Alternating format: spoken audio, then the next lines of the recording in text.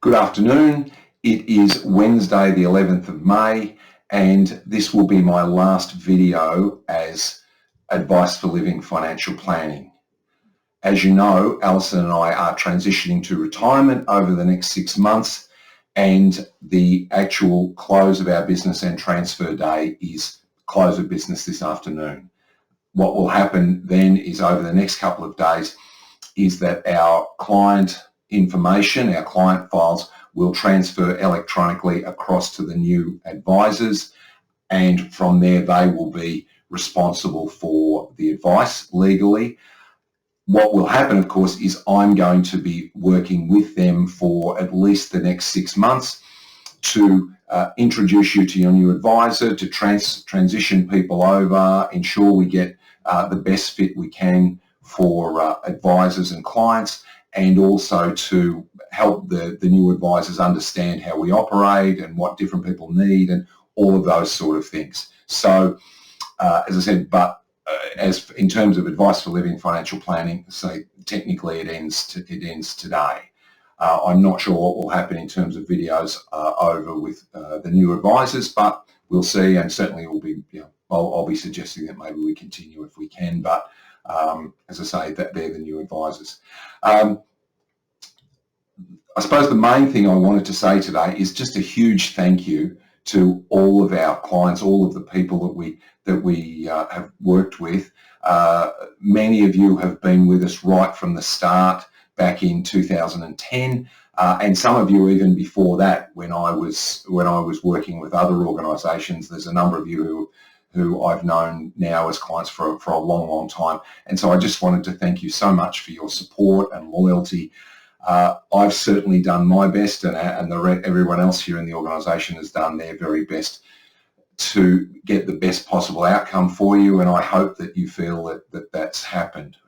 We've certainly, as I say, tried we've tried to do the very best for you, and I hope you're okay with that. In terms of doing the best for you, I didn't really want to leave at this stage, but as I've said to many of you, and I included it in our earlier videos and so forth, the government has really taken that decision out of my hands, in that at age 65, in order to continue working sort of beyond the next 18 months, I would have had to go and get a new degree. And at the same time, I would have had to be working as well. And with the size of our practice and being 65, I just thought, well, I'm really not going to do that. So I apologise for those. I know some of you are disappointed that we're going, and some of you are probably quite happy we're going. But anyway, I certainly would have wanted to stay, but as I said, the government has really forced my hand, and so that meant we needed to find someone to entrust your financial planning needs to, and that's been a difficult issue. My initial thought was to try and find someone a bit like me, someone who was a single operator, maybe a husband and wife similar to us, and someone who could take our entire group of clients, our entire business, and look after them in the way that we have. In a short time, we worked out that if we were going to do that, given the size of our business, we would need to be selecting someone who had no other clients because of the size of our practice. And then I realised, of course, that would mean we would need to be taking someone who was brand new to the industry. And I thought, well, I don't want someone brand new coming in, experimenting on my clients or learning at your expense. I wanted someone who had some experience and had a bit of a track record and was certainly well qualified. And so I realised then that we obviously couldn't have that. So we needed to. Then we looked around at some of the more experienced advisors in the area. None of them have capacity to take on a portfolio the size of our business.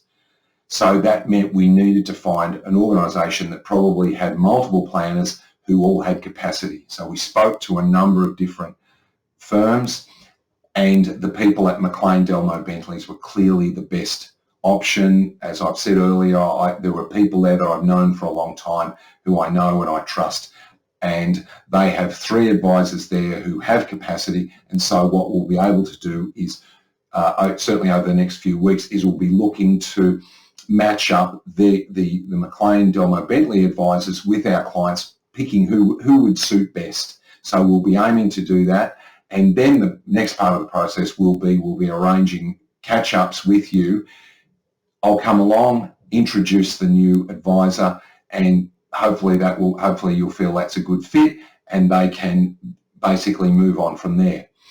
I will, of course, be around for an extended period of time. I'll be around as long as they want me to just, to explain our client needs, how we do business, and on an individual level, to talk to them about each of you and how we do business and what's important to you and all of those sort of things. So I'm hoping that will work, and as well, of course, that means this isn't goodbye. It means I'll be seeing many of you, over the next few months. That's probably, in terms of business handover, that's probably, I've said a lot of this before, but that's hopefully explains a bit of it. I suppose, there was one other issue. Some people have said to me, is this, the new advisors, a fairly big organisation? Well, so yes and no, in that they started as an accounting practice, and they have a very large accounting practice, there's no question. But their financial planning practice operates separately and is smaller than that. Now, obviously, it's bigger than our business because they're taking our business and they already have some. So they are bigger than us, but that was, as I said, that was really a necessity. Their accounting practice, in a way, serves as their back office in the same way as we have a back office, but you don't see it because it has a different name. Our back office was Matrix and is now an organisation called Centrepoint. Matrix was swallowed up by a bigger organisation, and they're Centrepoint Alliance is quite a large organisation, and they provide our back office support. They provide compliance and training and access to software and a whole range of other things like that. But it's just they have a different name, and we don't share the same office with them. The new advisors, McLean Delmo Bentleys, are a bit different. They have a large back office, and they happen to share the location with those people who provide their back office support in terms of audit and compliance and things of that sort of nature. So in the end, what you'll still have is you'll have a person sitting in front of you talking about your financial planning needs. And in the end, that's all I do. So I'm happy to discuss that further with anybody, answer any questions and concerns, and there'll be opportunities, as you know, to meet with the new advisors. So we can talk more about it. If anybody's got questions, do please contact us. On that subject, our office number will stay with us probably for the next couple of days, but I expect we'll go over to the new advisors next week. And also, likewise, our emails will probably stay active for quite some time, but I will have a new email address for the period of time that I'll be there. So that will be a McLean Delmo Bentley's address, and so if you see a different email address, you'll know that's me. I'm just looking at my notes here. I think about the only other thing is to just give you a bit of a brief market update. I wish it could be really, this is my last video, wow, markets are hammering and something, but unfortunately, it's not been a good week. Share market is down about 300 points. It is still above 7,000, which is still, when we think where we were not all that long ago, that is still an enormous number. And the up and down nature that we're experiencing is probably because the numbers are so high. The market is so highly priced.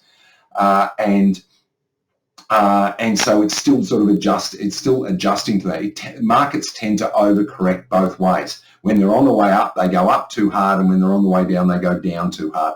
So the sort of things that are driving it at the moment are the increase in interest rates in the US, which is too late and too high. And so that's what's brought a bit of a shock.